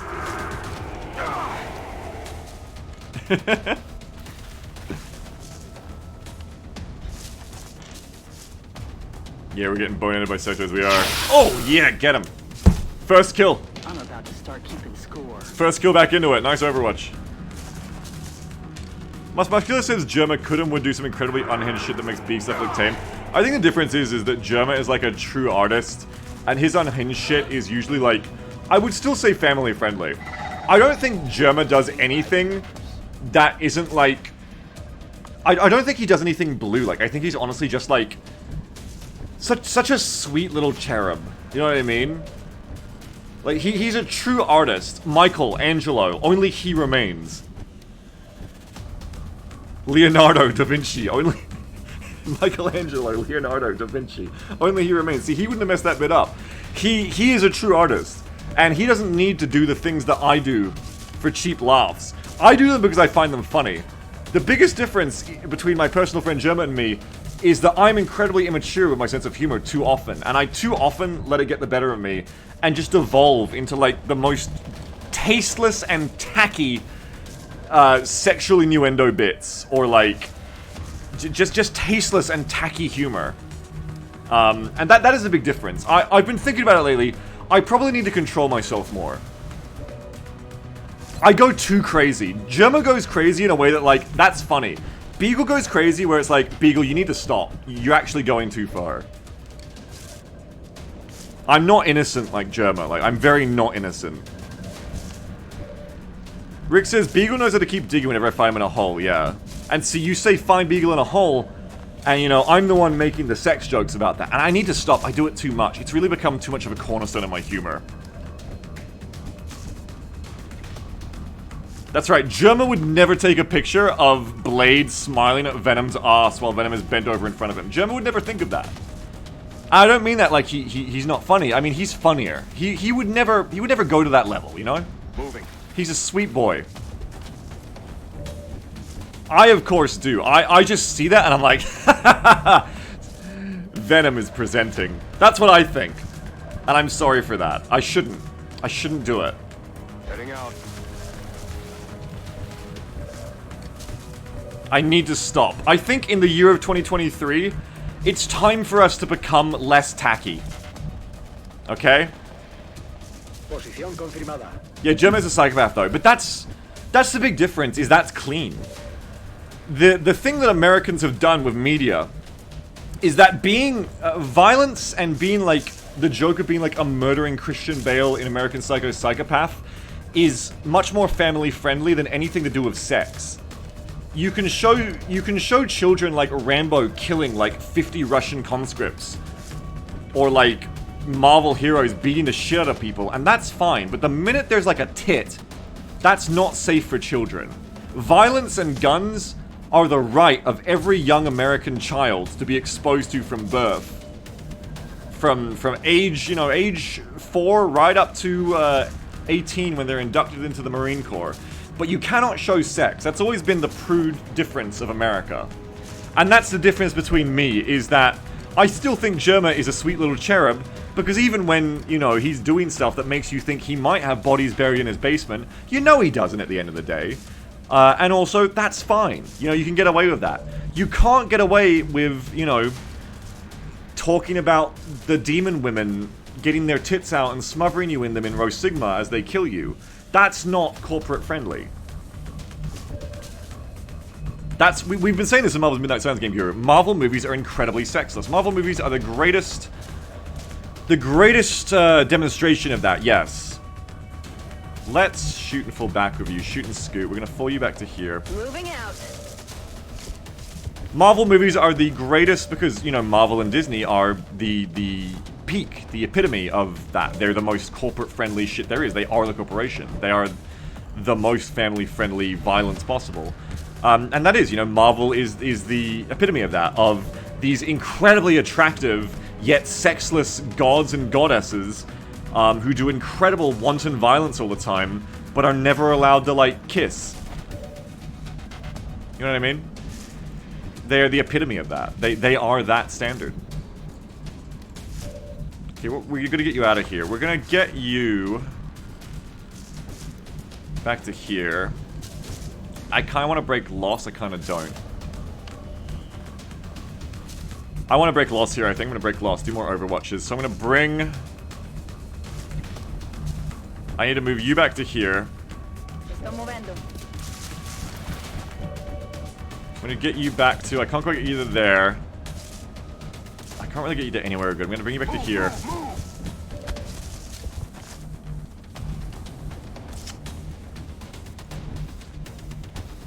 I'm not gonna have enough Overwatch here. It's unfortunate. You go here. Stepping off. And that is, of course, fucked up, you know. I'm just parroting smarter people than me who put this stuff into words, but it is, of course, fucked up. That it's worse to have, like, you know, God forbid, a gay kiss on the screen, of course, it's a different thing. But it's worse to have, you know, like... It's worse to have, like, sex on the screen than it is to, like, kill someone. Like, it's more politically fine for a child to watch someone be murdered on TV in an action movie than it is, you know... For sex and stuff, you know, more than hot and bothered. That's the state of the world. Is that killing people is considered fine and a thing that children, it's safe to expose them to. You know what I mean? It's Roger, I've got eyes on. it's kind of fucked up when you get down to it, but it's normal. So you don't get down to it because I mean, same as I was raised the same way. You know, that's That's how we're raised. It's normal that violence is normal. Violence is cool and fun. And of course, America is the worst for it. Missed the target. One is easier for the parents to have a conversation with the child about than the other. Yes, you see, that man died. He had to die because this man's a hero, and he had to kill him because that man opposed the imperial interests of America. It's so good to be... I enjoyed the Midnight Sun streams, but it's so good to be unsponsored again, simply so we can once again out loud say things like American imperialism. I do need to stop saying it, though, because it's not what you guys come here for. I'm gonna do the fucking stream. Guys, I'm not gonna talk about this shit any longer. It's time to finish this fucking mission and play some more. I'm sorry. Just like I have to stop being such a weird little tacky fiend, I also need to stop getting sidetracked so much. I'm a professional. Let's be professional today. Let's be professional. Let's kill some sectoids.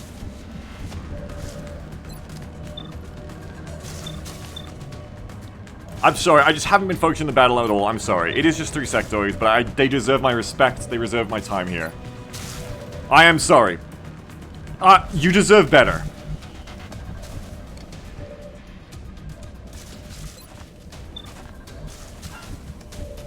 I don't have double tap.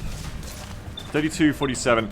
The best guy to hit first off, the best person to hit first off would be the one in half cover. Easier shots.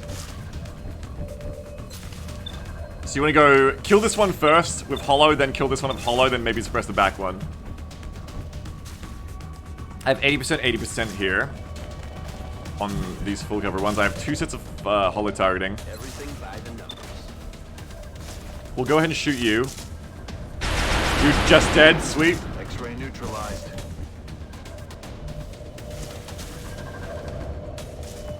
I've got time for this. I can stay in full cover and get hollow on the other one. Epic Mal Failure. What the fuck, that name? That's a great name. Epic Mal Failure says, can I get your opinion on properly learning XCOM anyway? Vin, do you think a new player should finish EW before going into Long War? And do you think eyes were attempting for a casual and should move up in CI first? Here's what I did, and you can do it too. Start an enemy, unknown enemy within on Iron Man Impossible. You'll lose a few campaigns, you'll get the hang of it. Learn the game. When you get bored of the game, or when you finish your first campaign of it, go up to Long War. I was not born good at tactics games. XCOM 2012 was my first real tactics game, really. I was bad at it when I started too. You can do it. As long as you don't mind losing a few campaigns to get the hang of things, and you will lose a few, use your brain and learn, you will get better. You will improve.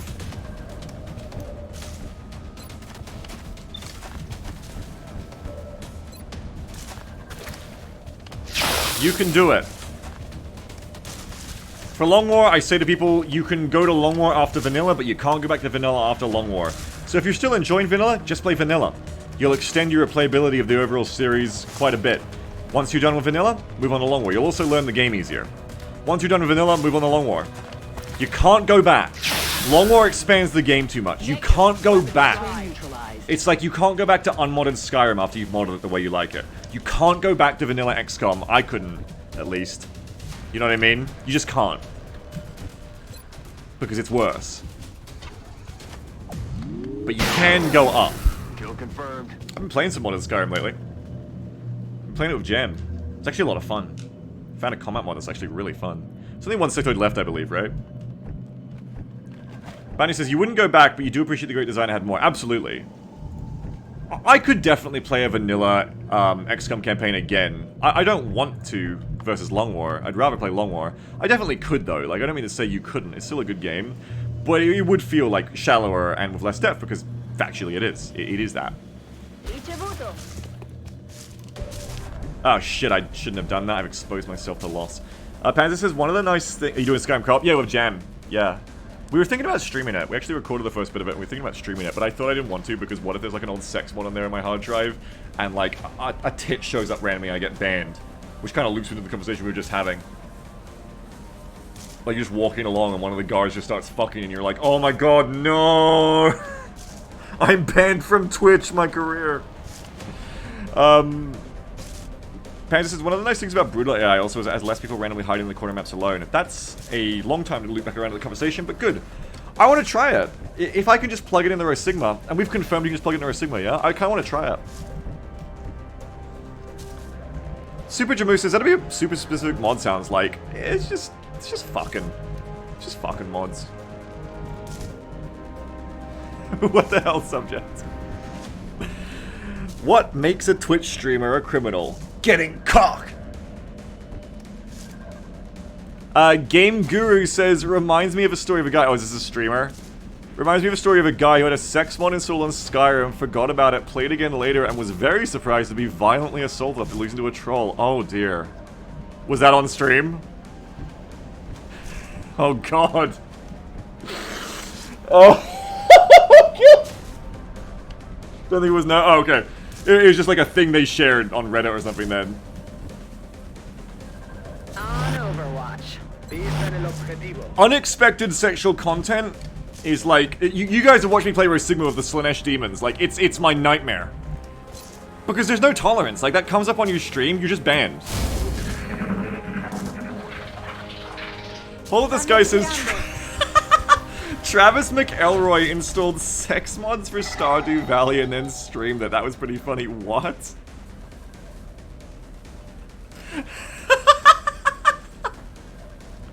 What? What do you mean? Moving out. You would see his pixels slamming. Oh my god. That's like when I went onto like fucking Starbound Nexus like looking for mods, and the front page had this like mod of like Starbound sex mod, and it was like the bird race from Starbound with just a giant you know what. And I was like, great. Thanks for offering me that. And I don't think I want that in Starbound. But some people do, and you know what? Hey, guys, power to them.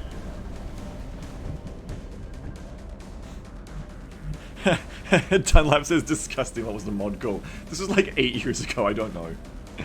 Bisbal says, man, I don't like the rain on anyone's parade, but Stardew Valley 6 months really something. We're getting tangented. Fuck. I've already lied. Fuck. I'll do better on the next mission. Okay, let's get that. Let's stop talking about sex. Let's get that fucking sectoid, everyone. Gotta get that fucking sectoid. We're gonna murder that fucking sectoid.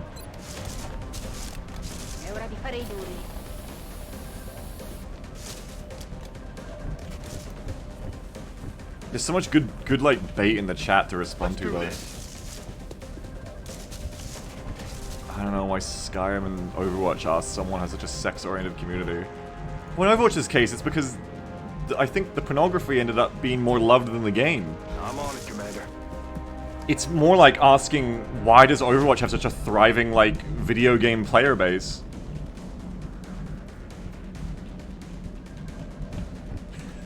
Don't tell me Winston doesn't get you on. I fucking hate Winston! Don't talk about Winston. I hate Winston.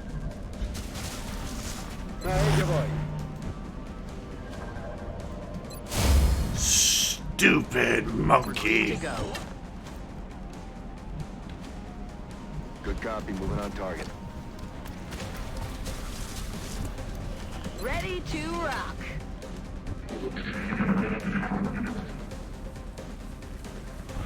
When you're installing the sex mods for XCOM, they do exist. I hear more meld on the left. Not to ruin this mission already more than it already has been, but they do exist, yes. There are XCOM 2 sex mods, I'm not joking. They do exist. And to answer your question, I don't think I'll ever be installing them. We grab that meld.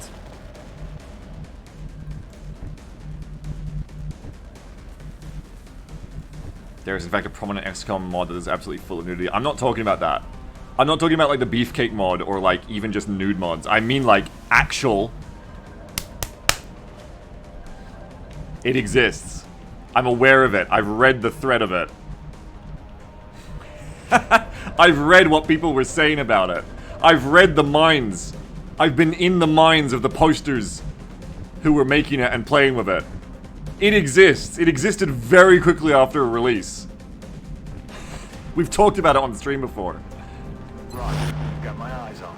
It just changes every character into Crystal. That's true. Jake Solomon's the one who put impregnation in XCOM. That's This is going too far. This is exactly what I was trying to say. Why aren't you guys helping me? Aye, aye, Commander.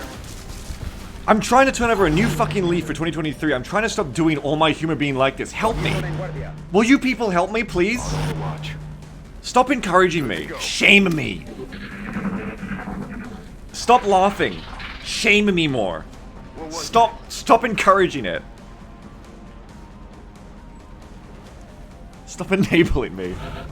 The only help we can give is giving more ideas. You do! You literally give more ideas! Position confirmed. I think chat prefers the sex jokes. Maybe that's why I never grow. But we just have... you show up at this community and you're like, this is horrible. I'm never coming back. This is awful. And this is the audience I've cultivated. It's true. Good people in most respects. Well, I mean, sex positivity, right?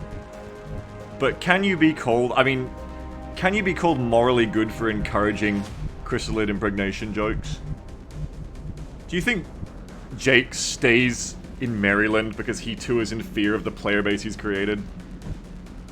I don't want to have any degradement thing at Biggs. That's fair. A lot of people have that these days. We're gonna hold here and wait for the sector to come back. Overwatch. On Overwatch. Got it covered. Overwatch. Roger that. Scanning. No, I'm pretty sure that's true, Bounty. That's right. Got the goods. We won't get any further into that. Will do. You stay away from Maryland because you two live in fear of Jake's biceps. He is massive. He's a big guy. Oh, shit. I see ya.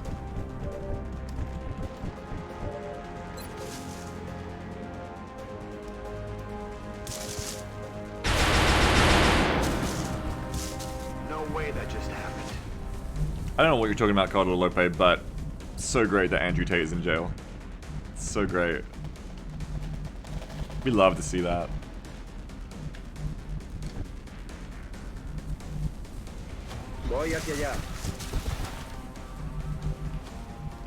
Yes, Commander. Got it. He was released in Maryland in 5 hours.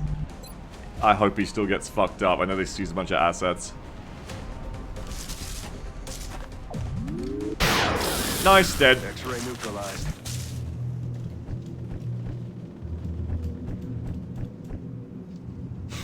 What the heck, Pimple? Overwatch. Aye, aye. Oh, the clip of him being released on bail was old. Oh, he's still in jail? Good. I mean, either way, yeah, out on bail doesn't mean free, yeah. Overwatch. Either way, Aye, aye. like I said, love that he got arrested. Fantastic. Wonderful, rare dub for the end of 2022. Mark my words, chat. Maybe 2023 will be a better year. I know all this bad shit has been happening in the world ever since the Khemri curse started. I know I beat that Khemri team, and then, like, coronavirus and everything else has been happening. I know. But maybe it's finally over. Maybe 2023 will be better. Yamsa says bail is such a weird concept. It's a fun concept, isn't it? I'm not like a legal scholar, but yeah, isn't it just like... You've been arrested for being bad. Alright. Here's some money. Alright, you can go hang out. Yeah, pay to win. Bail exists to keep putting people in jail, yeah. Now, I don't want to go on a far tangent here, but are you telling me that the legal system is biased against poor people?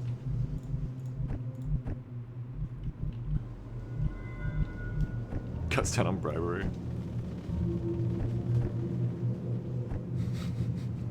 Game Hero says, people please, the aliens are stopping, no more politics. It's not even, like, good politics. We all know this already. Like, if you're gonna ruin the XCOM mission, at least, like, waste time talking about something we don't know. Yes, Commander. People, tell people about your political opinion that people don't already know and agree about yet.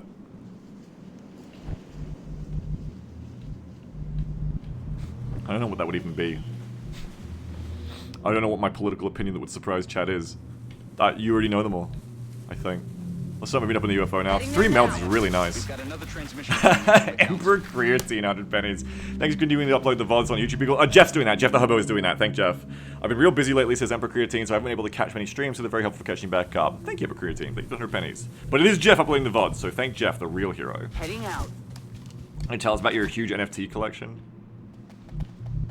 A la orden, comandante. Physicist says, I think it's good politics if it really gets rid of the assholes looking in chat and they know some of the safe space that shittery. Yeah, I think people know that in general, hopefully, here. But, there's a balance to strike. But, one thing I will say... No, I'm gonna tangent again. I just like talking to you guys. It's not tangenting, I just like having conversations with you guys, sorry, in easy missions. There now. One thing I do like seeing more lately is more and more, like, big content creators seem to, like... I feel like the Overton window for content creators always being shitheads has shifted a bit.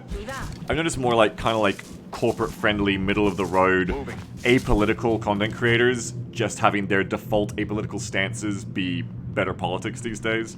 Like, this guy... Jam has been watching me on YouTube lately, just his, you know, meme videos that are like, you know, he's like a big, like, million-plus channel, and he's very much like, I would describe him as, he's just kind of like PewDiePie, but not a piece of shit, so far, in a lot of ways. And that's interesting. It's surprising to me to be like, oh, this guy is very much like, oh, but he's, like, saying things that are good about, like, when women come up and gay rights and stuff. That's weird. I think it's good. I think that kind of thing is important. And also, like, the prevalence of people who are just having fun but, like, you know, dunk on, like, bad shit. Like, and none of it is, like, scolding or anything, but just, like, it's just been more normal from bigger content creators who are just there to play games, just there to be gamers. The kinds of people that children and young people and young men are going to be watching are now more common. I'm not saying it's widespread yet, but it's more common, it seems, for them to be, like, you know, making fun of people like Andrew Tate or Jordan Peterson, and making fun of, like, incels and people who have, like, really, really shitty, toxic belief systems and do harm upon others or wish harm on others. And that's really good because, you know, when everybody who is a content creator is like fucking PewDiePie or Andrew Tate and shit like that, that's how you get the next generation to be completely fucking fucked. And that's how you get a lot of the generation, you know, a lot of the shit we have now with a lot of, you know, young men in particularly. But, you know, when you have the opposite of that, when you have more content creators who are not political channels, but just exist, you know, and are saying or making fun of people like that, you normalize it, and it's good. It's important, like... It's very important because, you know, young people and, you know, kids and especially young men are, you know, on the whole, never gonna go for, like, giving a shit. You know, it's the South Park age. You're never gonna give a shit like, oh man, my words and actions have, like, toxic impacts on, you know, other people and marginalized people and you know, sexism against women and stuff like that is bad. You're never gonna really get them on that angle. But what you can get them on is actually sexism is cringe. You know what I mean? Like, Back online. Actually, homophobia and bigotry and sexism, it's all cringe, and you're a little like, you're a little fucking baby loser if you're into that shit. It's so fucking lame. That's how you get a better next generation. It's fucking dorky to be a Nazi, you know what I mean? It's not like, you don't get young men by saying like, you shouldn't be a Nazi, or, you know, it's hurtful to others to have these Nazi beliefs. While meanwhile the Nazis are going like, oh, you know, we, you know, nothing's your fault, you know, it's all the minorities and women and shit. But you do get them by going, man, Nazis are such fucking loser dorks. Like, it's so fucking cringe. They all, like, stan a dude and a belief system that fucking, like, fought one war and lost immediately. And, like, just whine all the time. Like, fascism is fucking cringe, bro. Like, that's how you get the next generation, basically. Yeah, exactly. You have to draw them as the soy jack. Exactly. That's how it works. And it does work. And I feel like, you know, even now I'm starting to see, like, the effects of that in online culture. And it's good. Hello, outsider. It's good. It's very, very good. Because you can't get them the other way. You can't be like, it's morally good to respect women and expect, like, 18-year-old boys to give a shit with the way our society is. Nieman says, I challenged a kid I work with today that I thought that said crying is cringe, and you challenged him back with the statement, crying is based on emotion build, and was this close to making them cry and feel their feelings.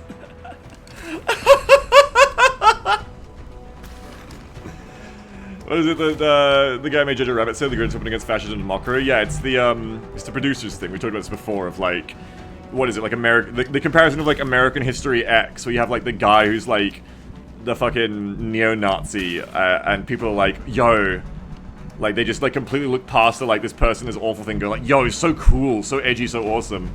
But nobody is, like, you know, it's like a Lindsay Ellis take, right, I think? Like, or it was like a... Whatever, I remember some Lindsay Ellis video, I heard it anyway, where people are saying, like, you know, you're not seeing, like, fucking neo-Nazis go and hold up the producers and go like, oh yeah, this is awesome, this is so cool. They don't want to be mocked, that's right. Mockery is often much more effective than scolding. Anyway, this mission's been a wash for conversation. I will not talk about anything over the XCOM for the rest of the day after this outsider is dead. Promise.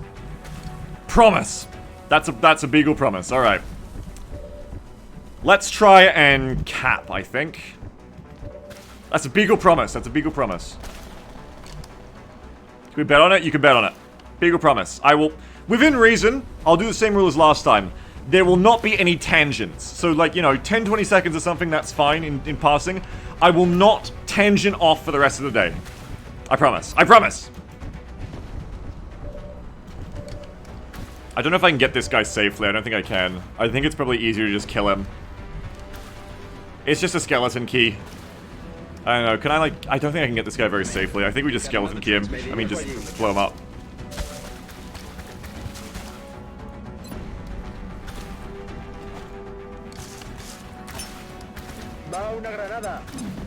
You watch.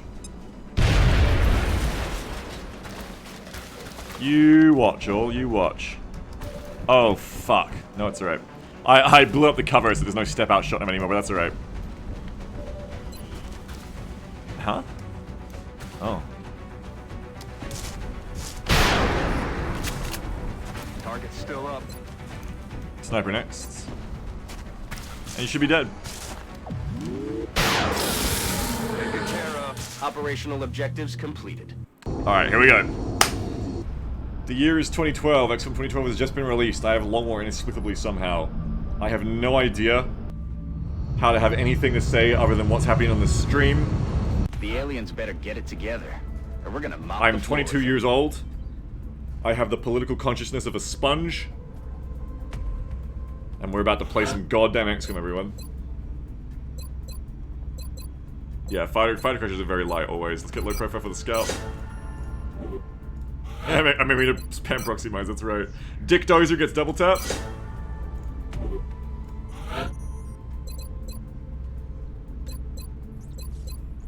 And medics, of course, smoking. The only game where your doctor will... I guess like 50s doctors. Your doctors will tell you to smoke in this game.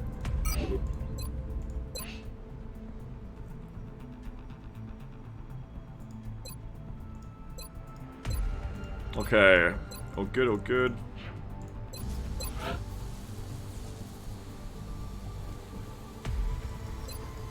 I'm gonna quickly jump over to my PMs. I'm gonna go to my Long War coach assistant, Dracross. I'm gonna see what we were talking about last time. Dracross had so much to say to me. Oh my goodness, this is from like the start of November. I'm gonna read through this. Okay, Dracross gives me lots of good advice for Long War strategy this campaign. We were talking about doing an alien base assault, getting mechs, getting a Shogun. I wanted to get a Shogun at some point in the not too near future, and then that's a good time to try and do a base assault and stuff the aliens earlier, I wrote. That's what I said in the 6th of November. Be sure to stockpile a few outsider shards for skeleton keys before pulling the trigger on that. Gauss and Ammo Con would be good things. Yes, of course, definitely. Ammo Con is something we're in range of, but I don't think we actually pulled the trigger on because we needed resources or something else. Ammo Con and the Foundry is something we should try and save for soon. Labs going up sooner, and US bonus should save weeks of time on autopsy interrogations. That's right. We want to get like a full-on lab block, I think. I think we were building for that. Or at least a 4x. A 2x2.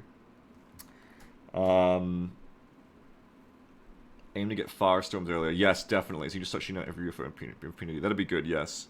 With an earlier hype away from a base assault. Yes, yes, yes. We should aim to get firestorms sooner rather than later if we can this time. That would be fantastic. We were talking about taking South America and the rest of NA.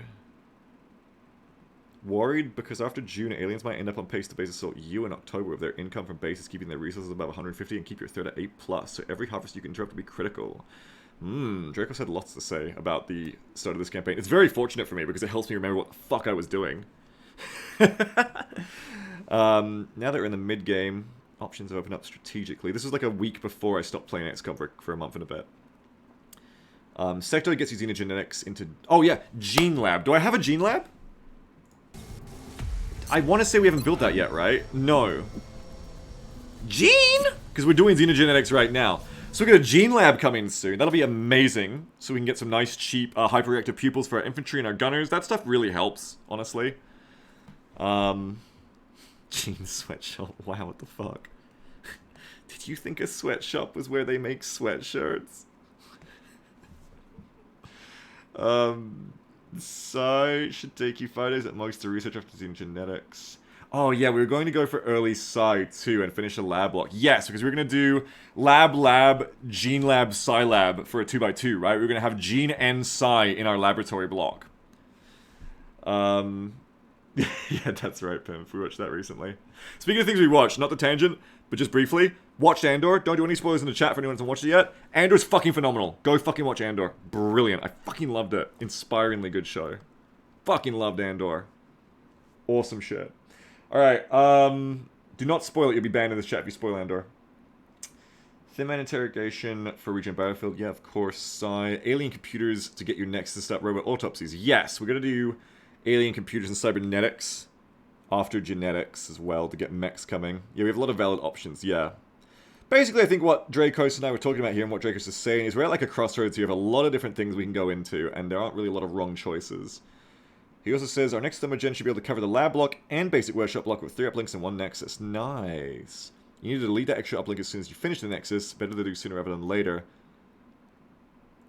Yeah, that makes sense. 2x2 lab block and a full 2x3 workshop block. Okay, cool. Leaves 1 space open to place your first Illyrium. Capping a sectoid, starting the last vision gen, finishing the lab block would be probably a good move.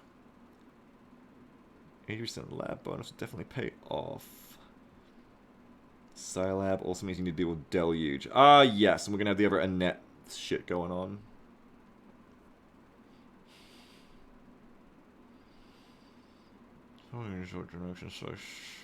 Okay.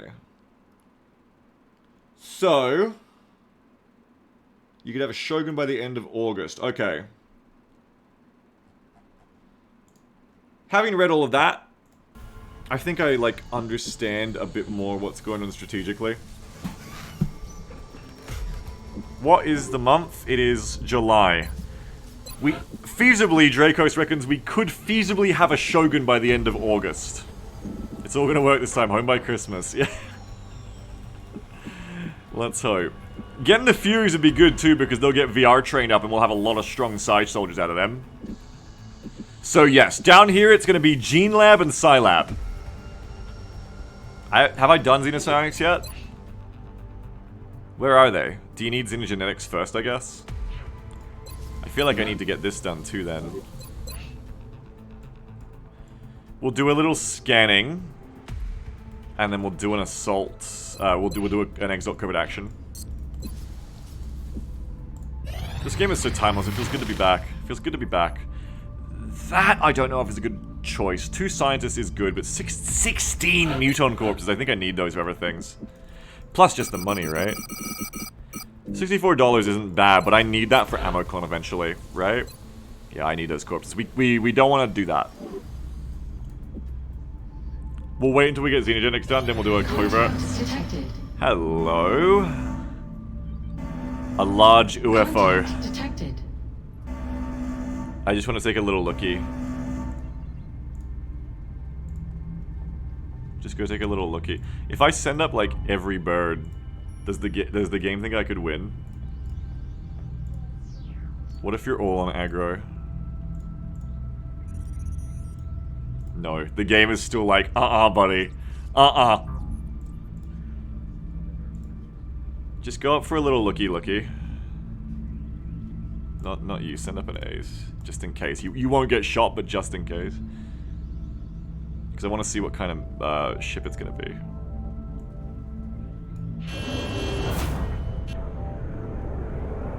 I don't think the game would tell you when unidentified. True, maybe because it's unidentified. We lost the bubble. Abductor. Okay. So they're probably gonna do an abduction. Hello? We've picked up multiple In requests for Leipzig, assistance. Germany. Abductions in progress are marked on the hologlobe. Ah, I forgot I got this nice little mod when I have a satellite over a country that shows me the map. Beautiful. As we get back into the XCOM, by the way, wave as well to the YouTube audience, the YouTube VODs that Jeff uploads all the time. Hello, YouTube VODs audience. I hope you've been enjoying all of the Dark Tide and Midnight Suns and a little bit of End State. Welcome back to XCOM. It's back for breakfast.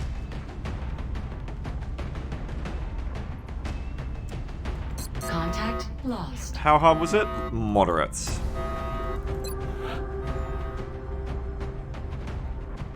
Alright, we'll send the Sergeant Scout, which we saved for just such a mission.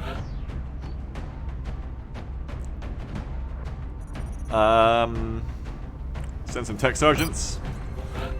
This is the mission to send a decent team, after all. Nictus is a heat gunner. Kroger's hollow. Captain Medic, I'd like to see if you can get a major promotion going on. I don't think we have any majors yet. Let's have a quick look through for officer promotions. Not seeing any such luck for my medics just yet. Nope, not just yet.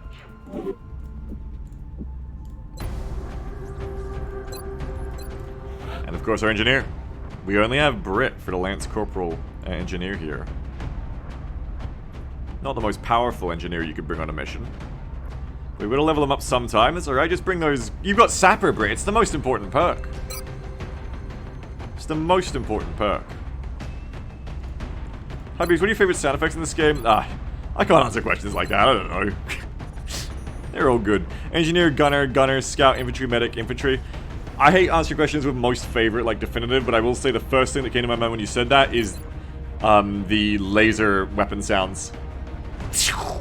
The laser rifles, the las guns in this sound crisp. Literally. Sniper, I need a sniper as well.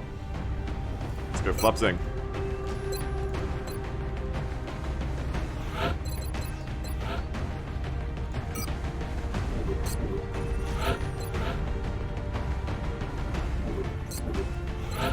Ready for action. Not quite dense smoke on you, but we're getting there. I am full of people. I'm powered by the spirits of my friends.